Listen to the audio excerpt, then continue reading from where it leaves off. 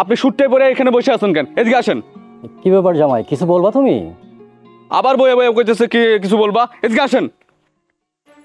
এই নেন, এই জামা কাপড়গুলো হাতে নেন, এগুলো সবগুলো ধুইয়া পরিষ্কার করে আসবেন এক্ষণ। যান। কি বলতেছো বাবা?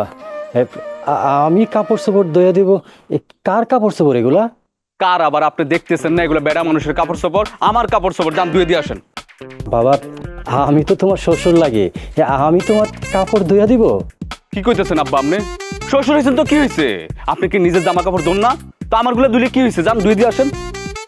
নিজের কাপড় ধুই ঠিক আছে, কিন্তু আমি তো আসছি আমার মেয়ের শ্বশুর বাড়িতে। মানুষে দেখলে কি কইব কত বাবা? কি কইতেছেন আপনি? ঠিক আছে মাথা আপনার? মেয়ের বিয়ে দিয়েছেন গ্রামে, আর গ্রামের কাজ করতে আপনার মান সম্মান লাগতেছে?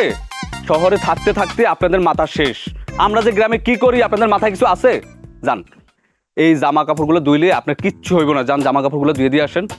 আচ্ছা বাবা, একটা কাজ করো, একটা লোক থাকলে ডাকো, ও সব কাপড় চোপড় ধুয়ে দিব, লাগলে আমি সব টাকা দিব, অসুবিধা নাই।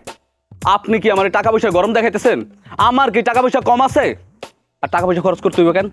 আপনি জলজ্যান্ত একটা মানুষ এখানে দাঁড়াই আছেন, কয়টা জামা কাপড় হতে ধুয়ে দিবেন, তাই না? বাবা, তুমি আমার সাথে এমন ব্যবহার করতেছো কেন? আমি তো তোমার শ্বশুর লাগে, তুমি যদি এমন ব্যবহার